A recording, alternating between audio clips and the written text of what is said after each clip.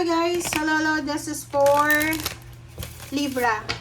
Okay Libra, welcome dito sa aking channel, Kapalaran 888. Welcome. Alamin natin Libra kung anong messages, vibration, gabay, energy para sa inyong lahat. This is Mountain. Okay, Mountain and Ship. Wow, Libra. Congratulations. This is a good news. 33. Ano man daw yung plano mo, if you're planning to travel, if you're planning to move, relocate, whatever man yan, gawin mo na kasi nasa tamang direction ka. It's 33 guys, number 33. Nasa tamang direction, nasa tamang energy, lahat power sa'yo. Okay? Sabi ng Barasio dito, there's a mountain, maybe may mga financial problems, restrictions, emotional issues, whatever man yan. Sinasabi ng Barasio na huwag kang mag-alala kasi darating na yung hinihintay mo na solusyon. Okay? Malapit na.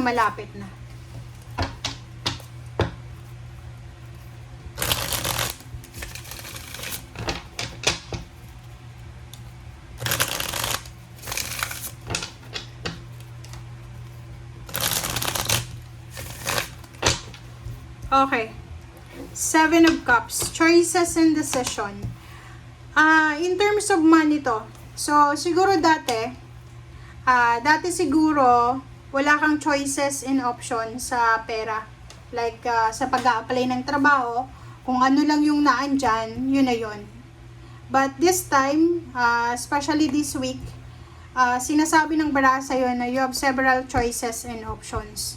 Kumbaga, like, halimbawa gusto mong magbakasyon, pumunta ng ibang bansa, maraming choices and options ka na posibleng pagpipilian kung saan mo gustong pumunta.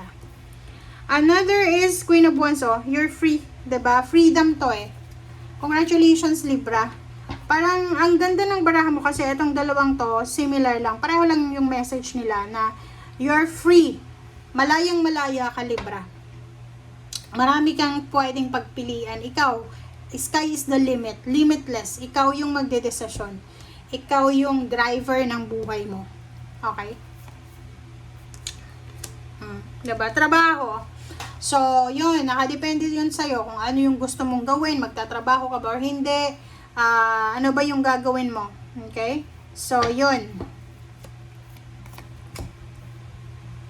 7 of Swords and then 6 of Swords. Okay.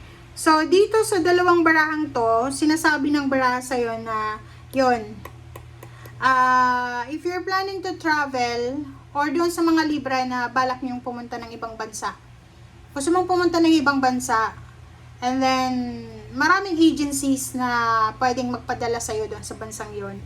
Mag-iingat ka. 7 of Swords, ingat kayo guys kasi posibleng ma-scam ka. Yun nga, marami kang choices na kung saan kang bansa pupunta. But yung paraan kung paano ka pupunta doon, yun yung kailangan mong pag-ingatan. Kasi there's a parang scam. Pwede kang ma-scam or pwede kang yun. Okay, 10 of Cups. Wow, ang ganda na ito guys. Sabi ng Barasio dito, there's so much unexpected happenings na mangyayari sa pamilya mo. First is maybe unexpected baby, unexpected money, unexpected travel, unexpected members of the family, parang ganun. So, maraming mga unexpected surprises, unexpected happiness, unexpected celebrations. Okay? Alright, next is Ace of Pentacles and then the Hermit. So, yung Ace of Pentacles tsaka Hermit, nakikita natin dito na kakalma ka. Okay? So, like for example, if you are stress ka for several weeks sa pera, ngayon, ngayong linggong ito, hindi ka na may stress kasi mayroong paraan. Kumbaga, like for example, few months ago, namumroblema ka kung paano mo mababayaran yung utang mo, ganyan, ganito. And this week, sinasabi ng Barasio sa'yo na may way out. Kumbaga, makikita mo kung ano yung magiging solution para mahanap mo yung kasagutan doon sa pinoproblema mo. Alright. May iba din dito na Libra na posible lang na you're waiting for a lump sum of money, like for example, you're waiting for payments, payouts, salary increase, higher position, promotion. Sad to say, but kailangan mo pa daw maghantay ng 3 months or yung pinaka matagal is 3 years. Okay? So, medyo disappointed yung iba. Disappointed kayo kasi ang tagal. Parang iniisip nyo, bakit ang tagal naman dumating ng blessings na to? Okay? So, let's clarify sa 8 of Cups. Sinasabi ng bara sa'yo na yun. There's a parang sure decision regarding sa travel, relocation, or movement action. Okay?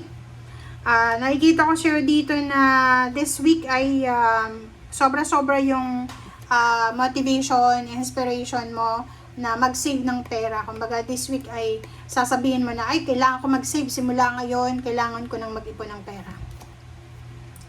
Emperor, ang galing. So, financially, emotionally, lahat ng parte ng buhay mo ay kontrolado mo. Ang ganda na ito eh.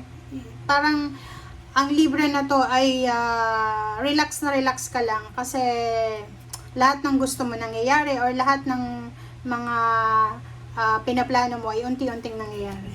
Okay. There's someone here. It's a water sign, Pisces, Scorpio, and Cancer na posibleng makakatulong sa'yo, Libra. Lalo na kung may mga financial problems kayo or issues. Love life din. Pwedeng may love life na magsisimula doon sa mga Libra na naghahanap ng love life and kaibigan or suporta. So, wag mong ililimit yung sarili mo, Libra, sa isang lugar lang. Okay? So, kailangan mag-explore, lumabas ka sa comfort zone mo, lumabas ka sa kapitbahay mo, makipag-usap ka. Kumbaga, hanapin mo yung katahimikan and kapayapaan, kasiyahan. Parang ganun.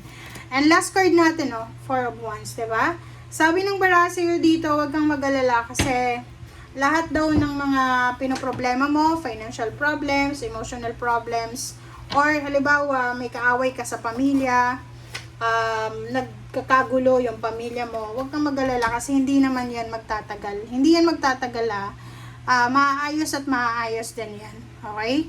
And kung makikita mo dito, puro babae. You are supported ng kapwa mo babae kung babae ka. Kung lalaki ka naman, you're supported ng iyong parents, especially ng mother mo, kung may sister ka. Basta may mga babae dito na supportado ka, like water sign, Pisces, Scorpio, and Cancer, fire sign, Leo, Aries, Sagittarius, sino pa ba? Yun, yung mga taong yun, sila yung susuporta sa'yo. They supported you wholeheartedly. Okay? Thank you guys. Bye!